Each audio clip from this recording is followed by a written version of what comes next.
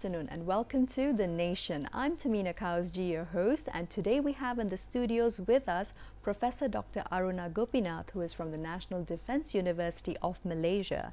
And she will actually be speaking to us about the recently tabled and fairly controversial POTA, or the Prevention of Terrorism Act, that was just recently passed on the 7th of April.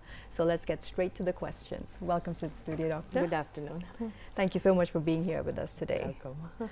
All right, so just to give our viewers a little bit of an introduction, you are currently with the National Defence University. Yes, I'm with the Center of International Defence and Security Studies with the, at the National Defence University of Malaysia. All right, okay.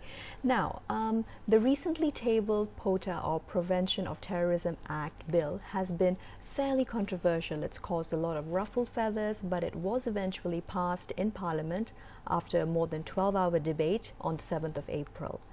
Now, why would you say, and in the perspective from a defense perspective, why was this bill actually proposed by the government in the first place? Well, it was passed because, you know, most of the Pakatan members were not there. You know, so we only had about 69 votes as opposed to 75 votes as opposed to the 60, you know. That's right. There were 79 in favor of BN. If they were around, I don't think this would have been tabled. But nevertheless, I think it's very crucial because I think what is happening now is very frightening. You know, the IS threat has become quite formidable. That's right. And you know, it's attacking practically, you know, it's becoming something, it's working on the minds of not only politicians, but even the ordinary man in the street. All right. And it's not healthy at all. For security reasons, for the nation and for the people, I think we need to have an act like this. All right. Because if you look at the whole scenario, what they are targeting now, the IS, are practically youngsters from age 14 to 49. This group can incorporate students, professionals, and it's very alarming to the public and also to the nation as to why these people have been roped in. That's right. I mean, at latest count, the number stands at 75 Malaysians so far who have been detained by the police in relation to any IS-related activities. True. Now, let's set the stage first, Professor, before we move along. How did this sort of atmosphere come about in our very own backyard in Malaysia? Yeah, this is something very difficult to, you know, analyze because, you know, to Understood. think that when you have education and That's you know right. you go through a university education, how is it that, you know, you can be pulled in? You know, what has been the issues that have, you know, sort of brought or attracted these people into the fold? We are still looking at the things because you just talk to them. Like when I asked one candidate, you know, or if I can call him a candidate, Right. And he said, oh, you know, we just want to go and experiment and see what life is in Syria. Right. This is the type of To that answers. extent. You see, this is the type of answers you're getting, and they are university students. Right. You see, That's and alarming, it's very shocking. alarming and shocking because you don't go for experimentation. And you know, those Malaysians who have gone there, especially the student group, they have been forced to do menial jobs, cleaning the toilets, you know, doing all the dirty jobs, and they're also being used as suicide bombers. Right. So, you know, and there's no escape. Once you are there, there's no escape. So it has been very difficult, you know, for these people to come back unless they try to find another route. Right. So it has to be carefully, you know, elucidated as to why they want to go in. I don't think they understand the philosophies or they know what IS stands for. It is, as a youngster, you know, you just want to go and have some fun. You think, you know, carrying a gun is something very interesting. Like when I talk to the terrorist students, you know, in Mindanao, you know, they're so happy to have a gun with them. Right. And they just want to shoot around. And these are who went to college. Right. You know, so educated otherwise. Educated, and they are, but it's because the situation is a little bit different because poverty was a cause. That's right. Poverty dragged them in. Here today, it is not poverty. True enough, which is why I think a lot of the average Malaysian is rather surprised at this perspective. Why would Malaysian adults, children, even teenagers, True. teenage girls 14, especially, at the as age young of as 14. yes. Why would they be putting themselves in harm's way, all for the cause of Creating something an so Islamic foreign, state, yes. an Islamic state? Now let's discuss the Islamic state itself, the basics of it, Professor. You see, You'd be because the right in person. 2004, this so-called Al-Zarqawi, it's a split, a splinter group of the Al-Qaeda was formed. I see. And, it was basically, they wanted to fuel sectarian violence against the the Shia groups, That's right. And then you find that when he was killed in a US airstrike, his successor, who's Ayub, what his name is, Ayub Masri, Ayub Masri, he also decided, he was the one who wanted to create the name IS, I see. and IS, and it was like a caliphate. The word caliphate, if you go back to history, Yes, it derives from. it is a different concept altogether. Absolutely. If you go back to history in the Middle Ages and so forth, the Islamic history and all that, it's a different concept altogether. But these people feel through using Islam as a vanguard, they can win over people, and so they feel that killing of people, lynchings, all Mass kinds of brutality, murders and yes. brutalities, or even derailing systems is part of the will of God, according to them, because it goes through Islamic procedures. But that So-called. is not how we look at it. Actually, I think they are not very well versed in the teachings of Islam, because if they are, they wouldn't have done this. You see, and then they went against the violence against the Syrian Absolutely. president. No religion. No religion condones at all. It violence. was all politically, Absolutely. motivated. And so at the same time, you notice, with more recruitments coming in, they feel what they are doing is correct, because the Al-Qaeda's concept is to create a new world order. That's right. You see, and even if we today try to analyze what do you mean this new order, nobody seems to be giving us the full, meanings of it, because your new order can be different from mine. You see, It's all very you see, vague. it's very vague, and we do not understand what they want. Right. But at the end of the day, one thing is for sure: they want to create this caliphate in this part of the world too, because we are also Muslim countries. That's right. Indonesia, Malaysia, they're targeting all these areas where The Southeast you Asian find, diaspora where is you there. find a large number of Muslims residing. So this is how the idea has bloomed. But at the same time, what are they getting out of this? We have to ask that question. What are they going to get out of this? Because none of the so-called moderate societies, Muslims, have not accepted this. We cannot call it a state. No, that is You see, true. the IS or the IS cannot be accepted by them, because they feel, whatever these people are doing are not in consonance with the teachings of Islam. Religion aside, it goes against And basic it is tenets of basically, humanity. yes, and basically this is more of an extremist kind of thinking. That's so, right. And that is why in this, you see, our Minister of Defense and even our Education Minister also mentioned that for the sake of the security of the country and the nation, we need to sort of have a law, a kind of a very strict law imposed. And if you know, last year the Prime Minister had tabled a white paper. That is true. When The things were 19-page getting white paper. when things were getting a little bit uneasy, we decided we have to do something, Things were because stirring we up. had repealed the what you call the ISA. Yes, we have the sort Internal of- Security yes, Act was repealed previously. and so we cannot go in and bring the act back again. True that's enough. Against, That's against abolished. the law. That is right. So you have to come out with another policy, or Right. another law. So this is why I think POTA was introduced. Earlier we right. also had SOSMA. Yes, but that is it was a right. very weak instrument. Yes, you know. SOSMA, of course. I mean, we have also had UMNO member and Global Movement of Moderates head, Datuk Saifuddin Abdullah, who has said that ISA has failed to be thwarted in the past, especially by acts like SOSMA. Yes. I mean, all the way back in the year 2000, an army camp in That's Perak right. was raided. True. So these are the weaknesses of SOSMA. True. So now let's leave SOSMA aside. How is it that POTA can provide against everything which SOSMA and even the ISA in certain aspects fail to do? Because according to what they have mentioned, we are only going to target terrorist suspects. Only terrorist suspects. That is now what they say. You Right. see, anybody who have got some form, if they suspect somebody has got some interest in this kind of activities, or are being, pulled into the whole thing, they will be sort of being caught.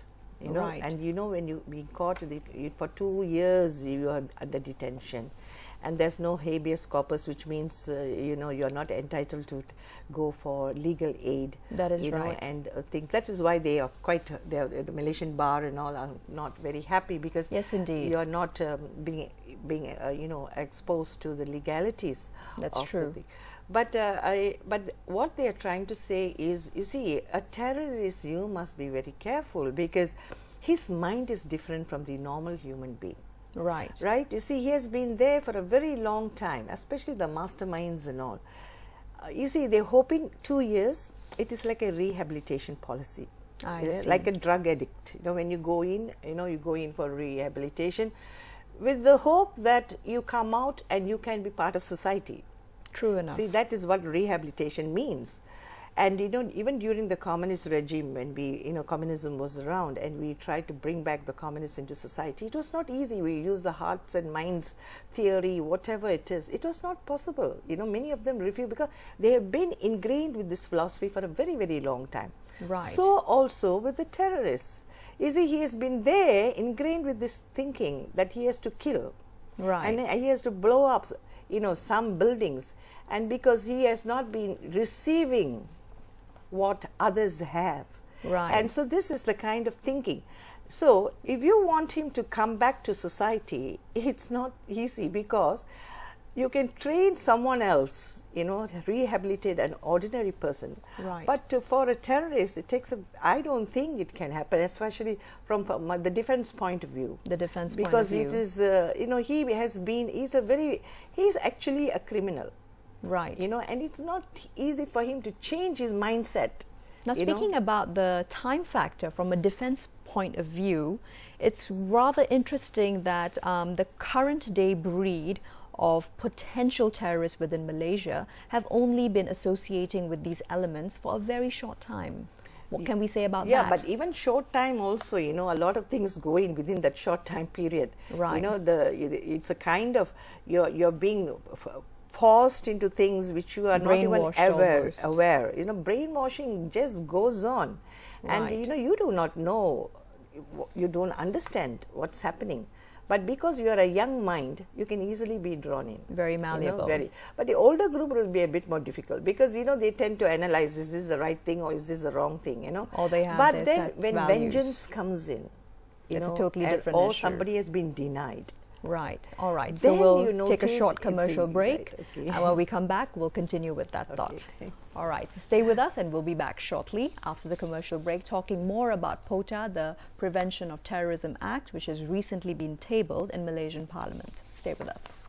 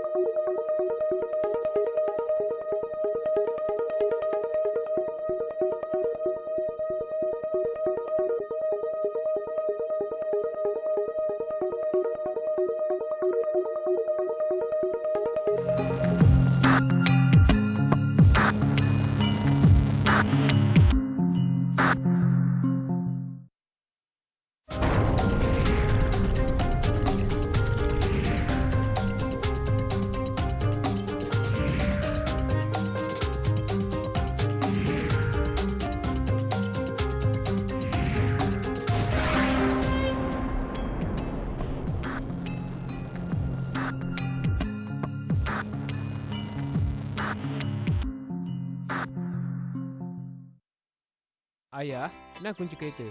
Budin dah habis cuci ni. Rajinnya anak ayah. Nak ambil ni. Tak apa ayah. Budin ikhlas tolong ayah ni. Terima kasih Encik. Kalau Encik tolong saya, tak tahu apa saya nak buat. Jangan macam ni, Encik. Saya ikhlas. Lagipun, kita kan sama-sama rakyat Malaysia. Kita saling membantu. Ini nasi peniaga Encik. Dah pun diluluskan. Terima kasih, Encik. Wah, cakap betul Encik buat kerja ya. Jom, Encik, saya belanja makan. Encik, ni memang tugas saya. Lagipun saya dah dibayar gaji untuk semua ni. Saya tak harapkan balasan.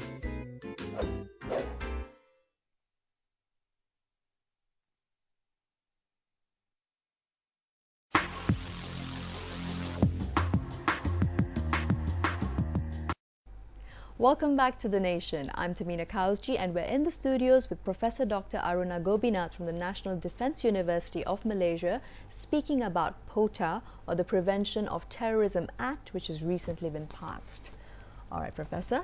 So as we were saying, it is not peculiarly the amount of time anymore which plays a factor in how extremist the terrorist mind turns out to be. So now currently in Malaysia, how is it actually that young Malaysians and even the elder generation get pulled into the lure of the IS state, and why?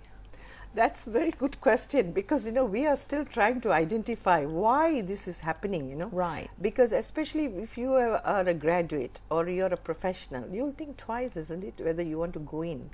But what is it that's bothering them? For them to say, like, they're the most fed up. pertinent question, yes. They're fed up and they want to go. If it is just for an experimentation, I think it's wrong. So we are now trying to identify with these people what went wrong in their country. Right. For example, why are they discontented with Malaysia? And why is it you think that the so-called Islamic State is the answer to the whole thing? Right, exactly. Because discontentment can come from various angles, from economic point of view, from the social point of view. Yes. See, because Social, we are political. multicultural, Yes, we are. multiracial, so it can be from different angles. But what is it that they really want? Because I don't think, on the whole, the government is neglected, any community or any group largely. They have been very, very pro, all communities by trying to help them. But what is it that drags them over to the other side, That's to become a so-called terrorist, And once you are in it, it's so difficult to escape. And we are Absolutely. looking The at reports of how many Malaysians have already reached the borders. It is very sad that, frightening, yes.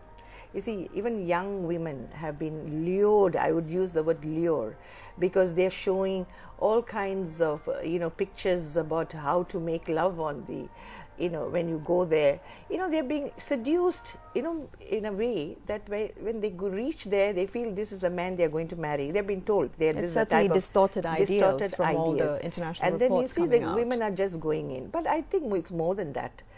These are There just you to go. attract these youngsters, But I don't think our girls are so gullible that they can just fall into the trap also.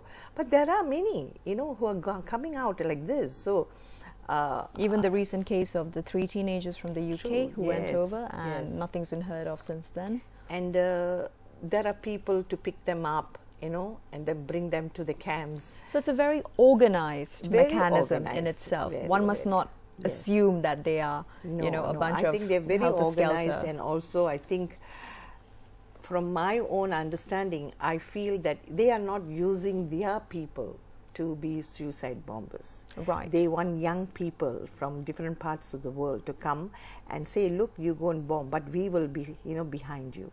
So, they are being targeted as suicide bombers. Right. And then to do all the menial jobs. So these are why, I think some of the reasons why they are being roped in. Okay. So I think, in order to avert the problem, we need some strict laws. All right, such as the POTA itself. Now, the POTA, in essence, can you break it down for our viewers? How does the POTA enable the law enforcement to actually take into account and take in anyone suspected of terror? And how are these distinctions made? You see, if you are being suspected, the police can move in and without a warrant can arrest you. Right. You see, and maybe for 59 days they can keep you there reading, seeing how, analyzing you. That's right. The Or 59 days 59 is the days initial is a very remand crucial period. for them to sort of analyze, because they can be questioned over and over again. If that is not okay, then it can even extend. For another 2 2 years, years. not including the 59 No. days. So Right. it goes on to 2 years, and within the 2 years, you see, normally people within the 2 years will break down somewhere along the line, Right. with the constant interrogations and so forth. But if they don't, then indefinitely you can be kept. Right. It You see, allows that for is, that as it well. allows that. The law will allow for that. And in this particular case, we notice that, you see, they say, even when you say there's no access to legal counseling, but I think over time they might just break that rule also and say, okay, you can have access to a legal aid, But To at the advise moment, I think no. Because they want to see why this person, you see, in a way you want to break down the person also to get the Right. truth out, and About it's any plans or yes, the plans. activities And because etc.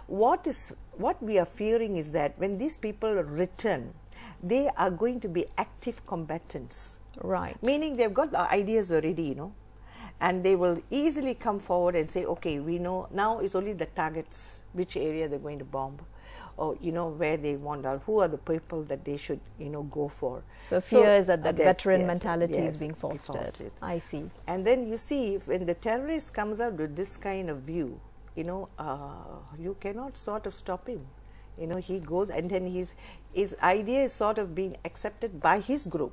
And he Right. will have lots of his aides coming to him, for That help. same community, and as Yes. we've seen, social media especially, and has then been now playing you such a notice huge that factor. their internet is one way of recruitment. Those days you know your leaders. Today you don't even know who your leaders are. You just say, this is a person you're going to work for, and that's it. But then Right. you do not. But that's only one person. He comes under several other leaders. So you see, the leadership patterns, are sort of defrayed. There's Right. one big fella, but below him there are several other leaders. So these are the fellas who recruit. Right. And you don't know who your leaders are. Ultimately, to protect the Yes, identity, yes, vice right. versa. So this is the reason why today we realize that even the media plays a very active role in cyber security and all is very important. Right. We need to sort of introduce laws so that we don't want this to become because our borders are porous, as I've always mentioned. Very much so. Malaysia From is in Thailand an right ideal down. position. And you just cross Advantages over. as well as- You can run, if you're being caught here, you can always run over to Indonesia or to Thailand, True hide enough. there, and then you can do your own work, whatever you want, with that group there. So it is. You see, we have not, our immigration controls, I would still say, are very weak. Right. You True know, enough. yes. It's hard to monitor so many different, Not just by routes land, of access. even by sea. True. you know. Very true. So you see what has happened during all the skirmishes that have taken place from Lahad Datu right up to Sampurna, and all the little activities, the Thailand, kidnappings yes. and all have taken place. We are not able to get all the real people, who were involved in it, That because is they true. have speedboats, they just escape, and then the next moment you see some other person is kidnapped in another island. It's all for money. That is for money. But today, remember, the Al-Qaeda group doesn't need money. They are heavily funded. Right. They are multimillionaires. It's just that they want to change the world into their kind of belief systems. Their version. And so that is not acceptable by all.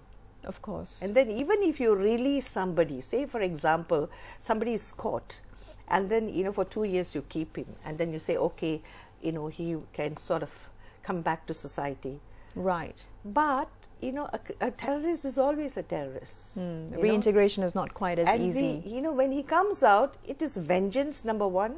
Number two, he will be even ingrained to do more worse things than what he had done before. Right. So that's why we must not just release people just like that. Keep them, and keep talking to them. You have to win them over. Is there currently like a systematic procedure in place an SOP of sorts about what will be happening to detainees. From our understanding, POTA will come into actual enforcement by the end of 2015. No, yeah, I think it'll be, if everything goes well, they're planning to enforce it in June. By June, Yeah. all right. So, So by by June, June, is and there then- an SOP for the individuals who go in under POTA and their treatment? Yeah, treatment, because now how they are doing it is because whoever is being caught, they have not kept it for the 59 days and all have not come in. That's You right, know, that is whoever yet is to. suspect, they will definitely go through the normal procedures, Right. And they will, the police becomes very important, right? But in the case of the POTA, you must understand, they are going to be picked from the judicial groups. Right, yes. So So let's discuss a little bit Yes. about what does actually happen when an individual, a Malaysian, is arrested under POTA.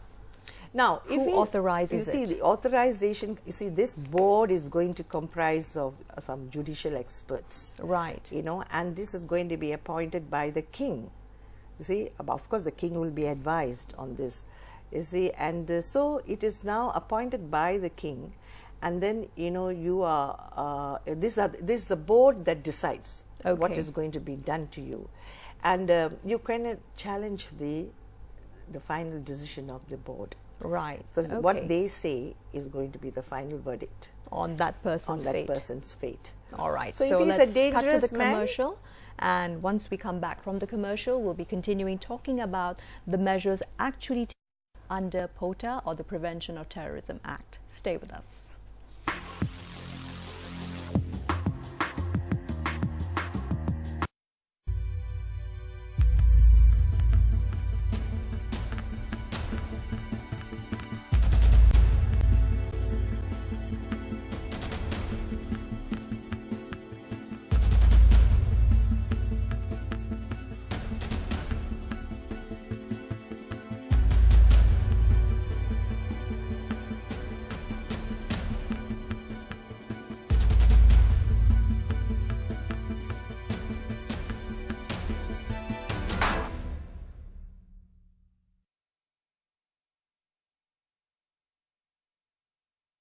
Halo, apa kabar pemirsa? Salam dari Jakarta.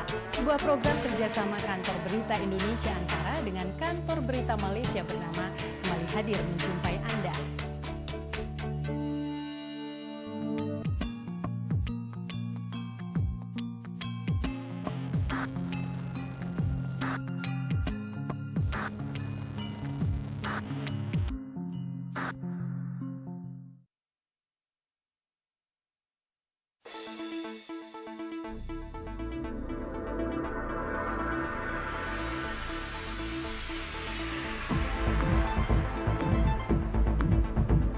Menongkah batasan masa, mengupas isu semasa, jadi saluran pelbagai suara, segalanya baru dan benar di Berita Bernama TV.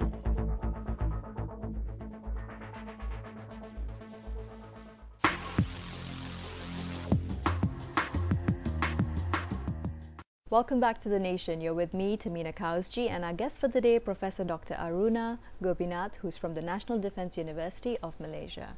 So, getting back to our topic, Professor, so we were speaking about what actually happens when an individual, a Malaysian, for example, is, actually remanded under POTA.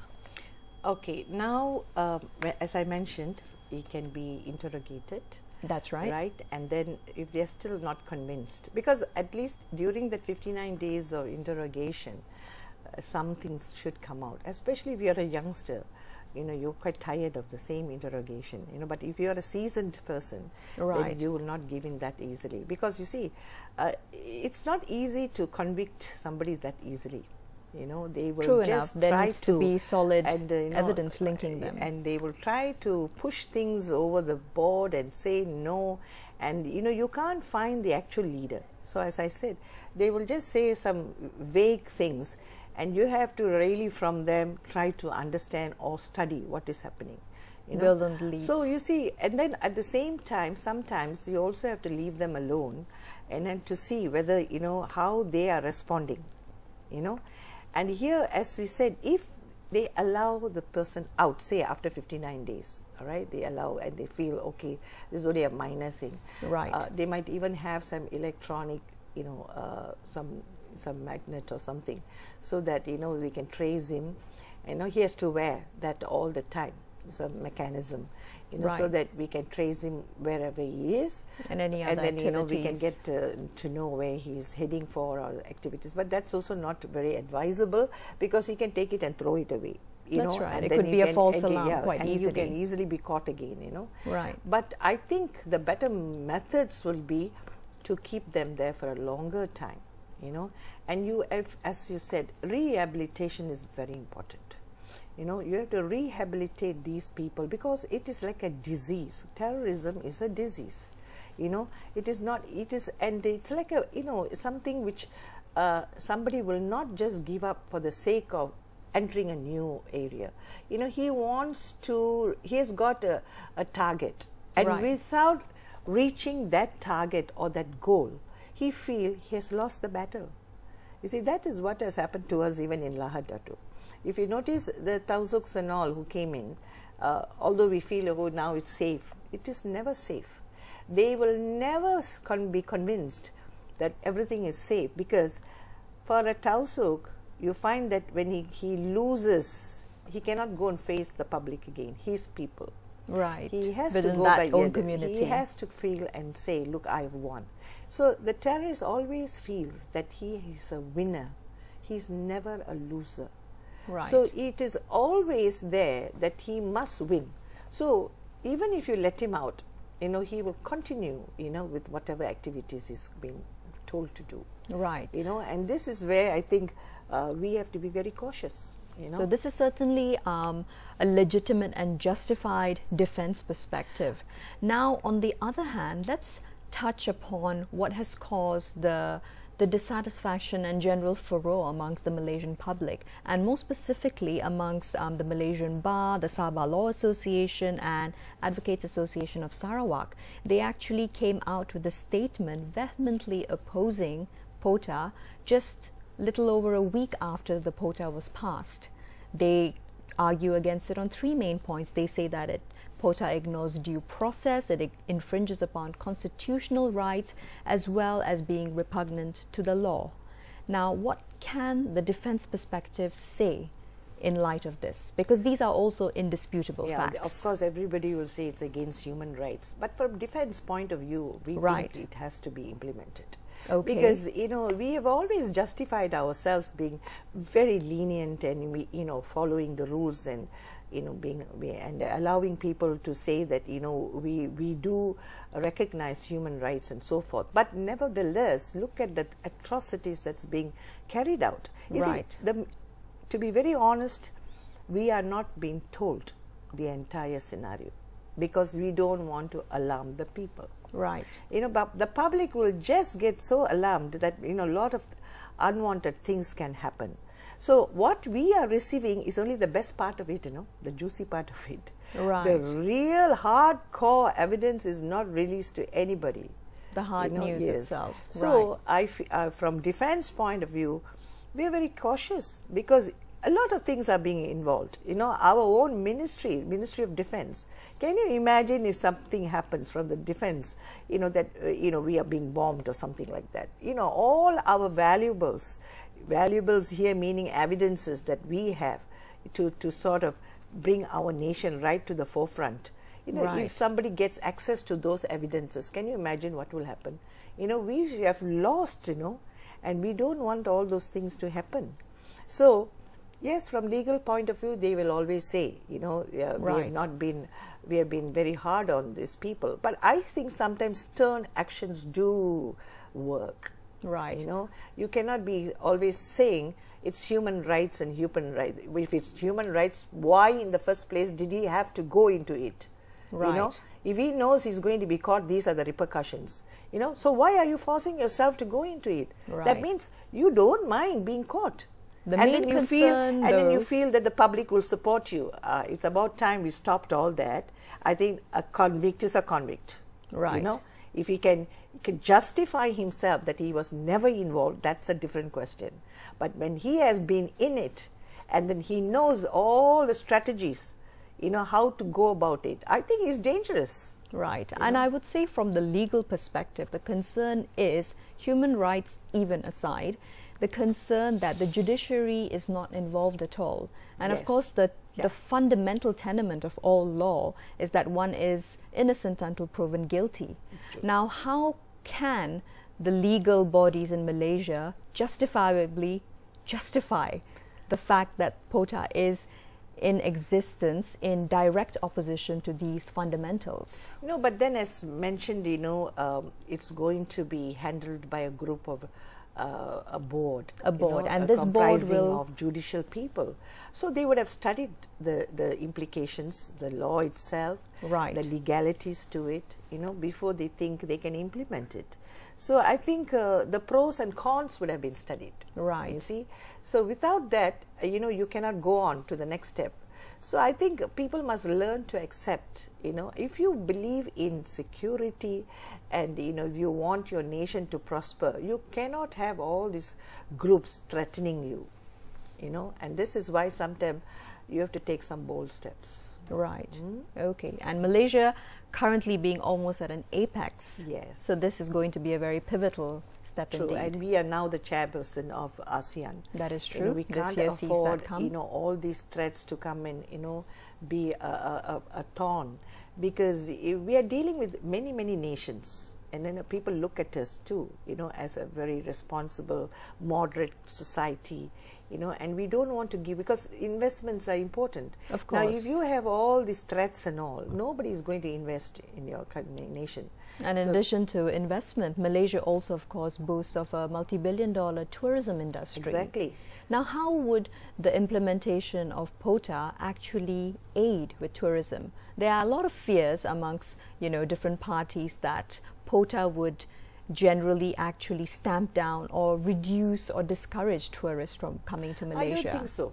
I really Right. don't. I think if you have stringent laws, it's better for the visitors, because Right. they know the country is safe. You know, we can move in and go about. You know, like if today, you know, if you ask me, like the studies we have done, KLCC is a targeted area. Right. So, you know, that's a very, you know, a place, you know, with That's a very full of- frightening thought. You know, full of visitors, and, you know, a central market is another area. Yes, Malaysians from See, all walks of life, yes, tourists and from foreigners everywhere. are of there. course. So we don't want such things to happen. You Naturally. see, so we are also very frightened, you know. So we have also made sure these areas, extra patrols are there. You know, we make sure that the security forces are always on standby in case they happen to detect something which is not, what is called, something, fishy is taking place. So when you know the targeted areas, you have to be more careful. And they're going into areas where a lot of foreigners come. Somebody Right. even told that Pudu Raya is also being targeted. Now I'm beginning to wonder, if Pudu Raya, how many foreigners are there? It's basically Malaysians. We are the ones who use the Pudu Raya bus station. Naturally, it's a very But it's a nexus still, of you see, where congregation, where people are largely in numbers, they will attack those areas.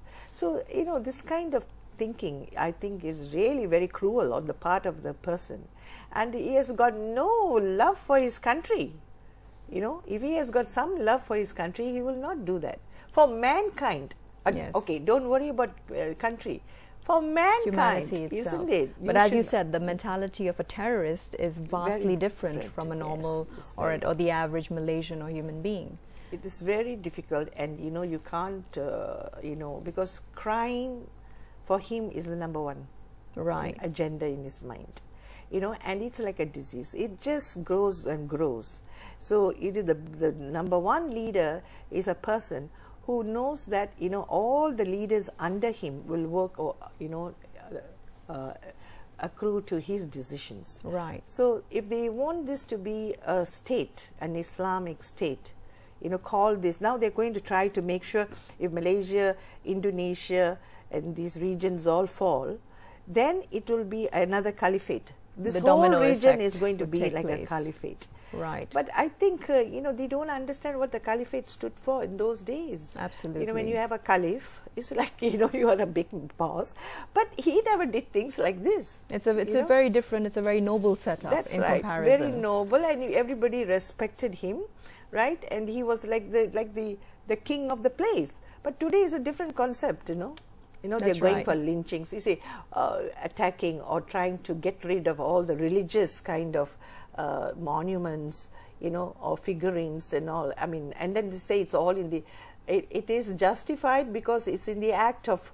It's an act of God, Right. and it's in the will of God, which I don't think if you read the Quran, it's written like that. You see, so I think the teachings are very important. Most of them, I think, lack the real understanding of the Quran.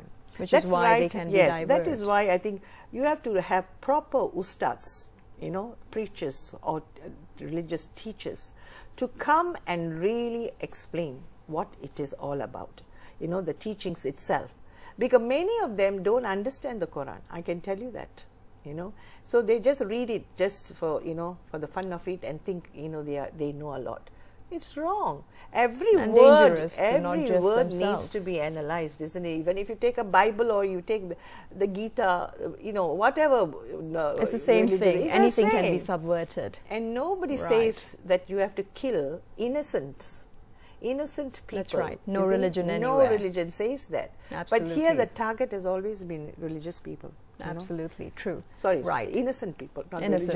religious. So let's take a short break, and when we come back, we'll be discussing more about POTA, the Prevention of Terrorism Act, and all the ramifications that go along with its passing in Parliament. Stay with us.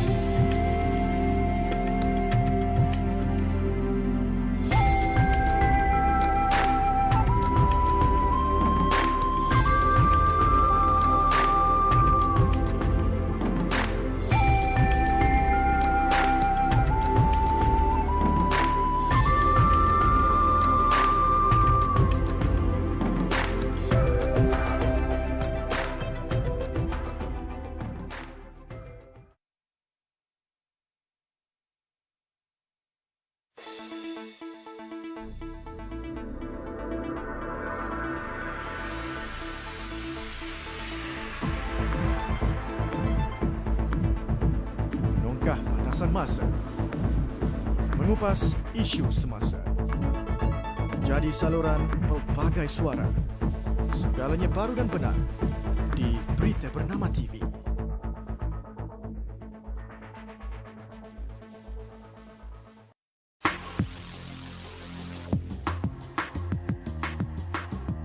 Welcome back to The Nation. You're with me, Tamina Kausji, and Professor Dr. Aruna Gobinath, speaking about POTA from the social perspective as well as the legal angle as well as defense perspectives and what it means for Malaysia and Malaysians in general.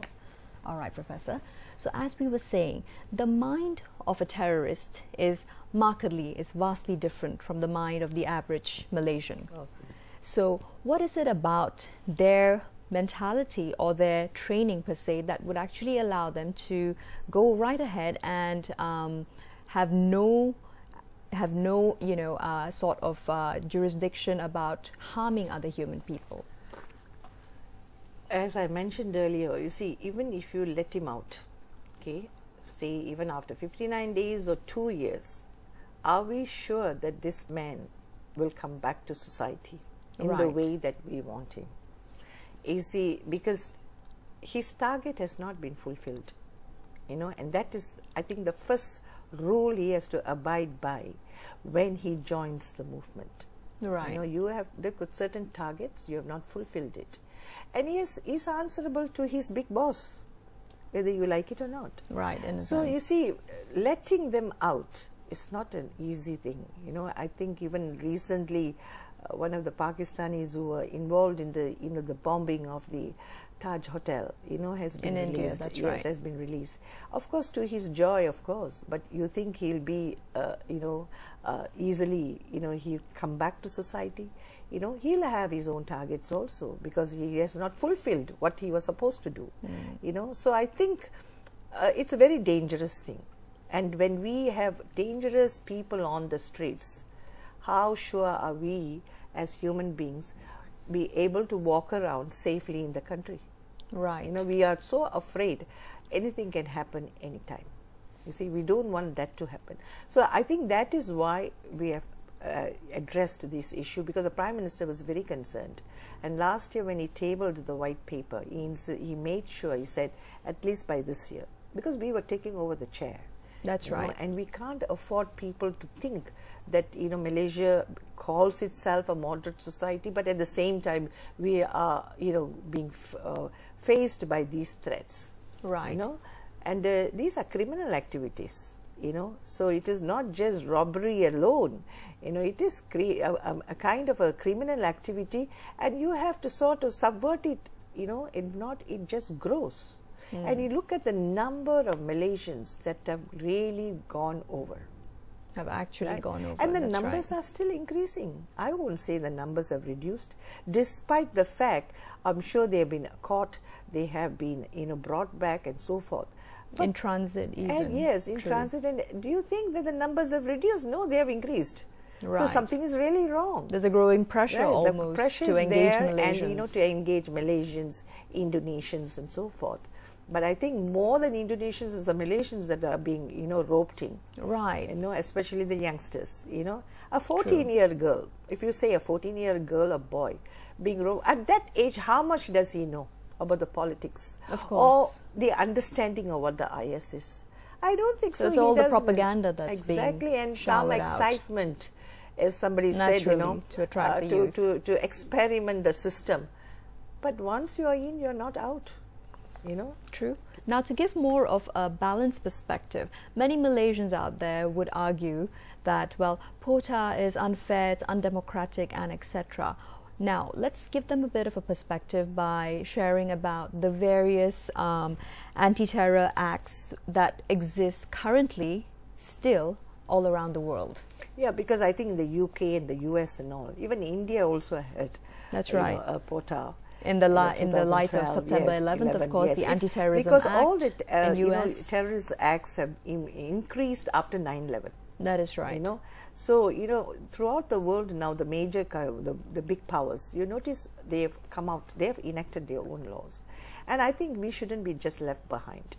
We should also come forth, and I feel that from defense security reasons, if we are not careful, it's not just Malaysians are going to be involved, because others will also join in from neighboring countries. Right. This will become a hub. We don't Which has want always been the yes, worry and Malaysia, of we don't enforcing want Malaysia to be authorities. the hub of this kind of criminal activities. So Right. that is why anybody can condemn the act, by saying it is going against human rights, or people do not understand, then you must get to learn to read the law first. What is this act all about? I think every Malaysian should be able to understand it, and then see how he himself, if he suspects somebody, he knows where to reach. There must be somebody there prepared to come out and help you. That's right, because also POTA distinctly, it does say that no person shall be arrested and detained solely for his political belief or political activity. It's only for his That is something which is activities, enshrined within the tenements of POTA itself. So you see, if that clause is there, I don't see why the alarm, for the people to raise, because now they are saying we are only going in for terrorist suspects. Yes, so not against a political not belief. against a political so that's thing definitely a point you can argue So against. I think that is very important. Right. If it is we are going to see a person from political angle, then of course you can raise, that how naturally, can the habeas how can one be corpus persecuted for that? has not been used, and he has been denied, the sole right, as a Malaysian. But then when you're only touching on terrorist suspects, why are the people making so much of noise? I don't understand. Right. Because if I am there, I will go for that. Because I believe, because I know from what I've been reading and working with, I know the type of the kind of atrocities that's going on, and we can't allow that to actually flourish. Yes. Now, backtracking a little bit to POTA aside, now how can the average Malaysian, the average school-going, university-going, professional Malaysian, in that sense, enlighten themselves more so that they are as far as possible away from the IS threat? I think this is where I think the religious teachers all have to come in. Right. In schools also, they have got some moral lessons or whatever, one session, for children of all backgrounds. But I think during that time somebody must come up, to explain to them what this POTA means, or how we are going to look at the pros and cons of it. And then even the religious teachers must be able to explain the religious text to them in the proper way, not religious sermons. No, when I was in Mindanao, when I attended some of the Pondok schools, because I had to see what was happening. Right, it was basically a political sermon. The Ustad was giving a political sermon. That is not what the children want to learn. When it's a religious session, it should be pertaining to the text, which is either a Quran or the Gita or the Bible. True. And maybe you can draw inferences from all the texts, give them an understanding of what all the texts mean at the end of the day. A holistic perspective. To respect another human being. That's all what the teachings are. Absolutely. Nobody says you have to kill another in order to live. Absolutely. So we are not animals. It's a heavy responsibility, but it's necessary. All right. Okay, Dr. Aruna. It's been a pleasure having you in the studio. Thank you so much. You have been very well informed by your knowledgeable. So basically, we're going to be ending here for today's episode on POTA, which is the Prevention of Terrorism Act. Thank you so much for joining us, and we hope you've learned as much as we have today. Have a great day ahead.